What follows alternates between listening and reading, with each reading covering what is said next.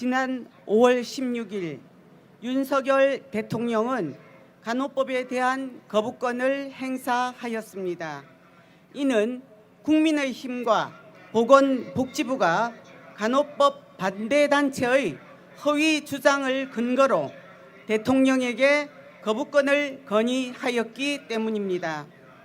간호법의 진실은 감춰지고 거짓에 기반하여 국가 중대사가 결정되고 말았습니다. 국민의힘은 간호법 제정 약속을 어겼습니다.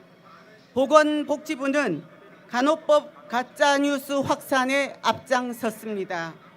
국민의힘과 보건복지부는 간호법 반대 단체들의 일방적 주장만을 수용해 허위 사실을 유포하며 의료계의 갈등을 부추겼고 국민들에게 혼란을 가중시켰습니다. 이는 책임 있는 정부 여당의 자세가 아니며 국가보건의료 정책을 총괄하는 보건복지부의 바른 태도가 아닙니다. 간호법은 이미 국회 보건복지위원회에서 각 직역의 요구와 우려사항을 모두 반영하여 대안을 마련했고 여야 국회의원 179명이 찬성하여 본회의를 통과하였습니다. 그러나 뒤늦게 중재에 나선 국민의힘의 중재안은 간호법을 형해화하는 수준이었고 보건복지부는 객관적인 중재보다 왜곡된 주장으로 갈등을 방임하고 조장했습니다.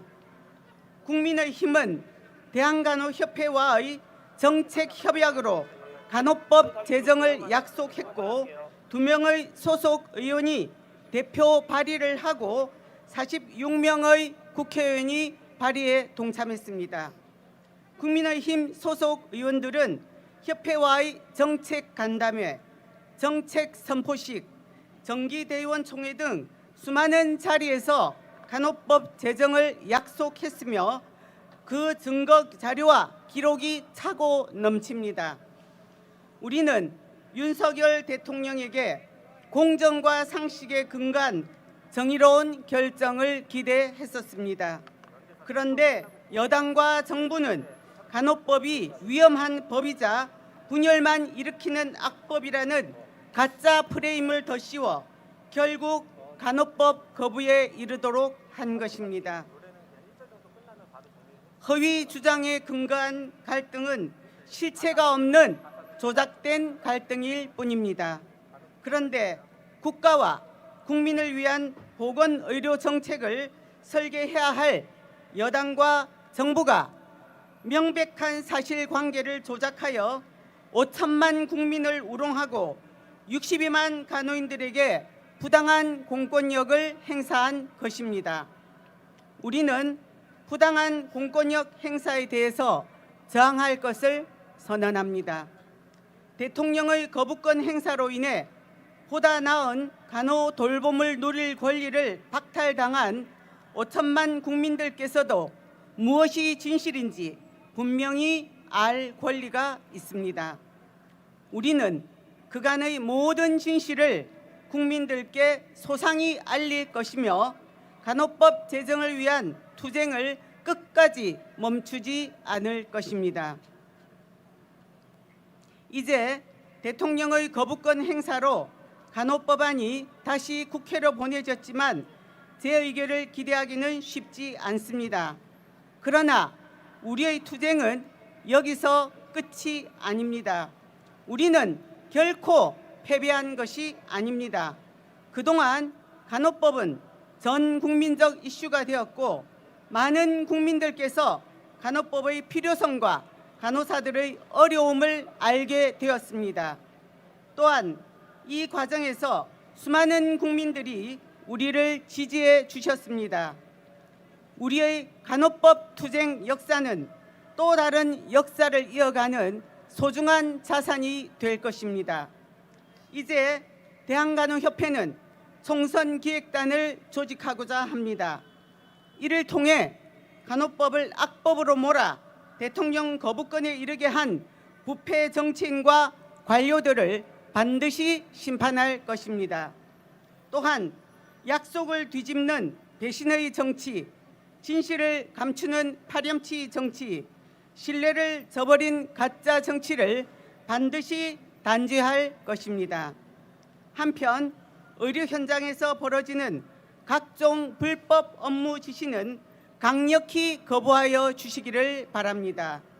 불법은 단호히 거부할 권리가 있습니다.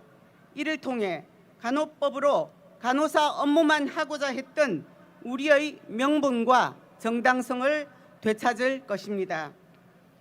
2021년 3월 간호법 발의 이후 지난 2년 동안 1인 시위, 국회 앞 집회 및 각종 대규모 집회 및 여러 모양으로 간호법 제정 활동에 적극적으로 참여해 주신 50만 간호사 회원 및 12만 간호대학생 여러분께 진심으로 감사를 드립니다.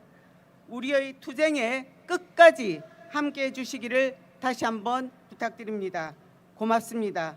2023년 5월 19일 대한간호협회. 파도타기 발사! 쭉쭉쭉 이어집니다.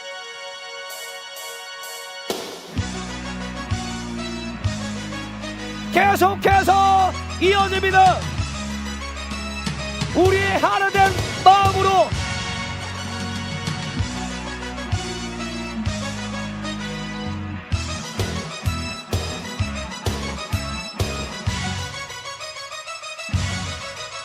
계속 함성을 이어집니다.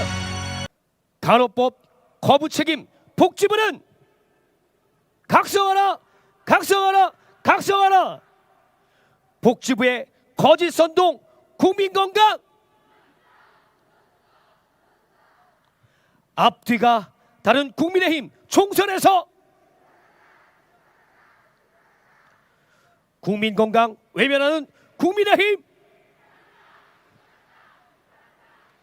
간호법 제정 약속 즉각 간호법 거짓 선동 복지부는 간호법 거짓 선동 국힘은 간호법 진실을 국민은 국민이 지지하는 간호법을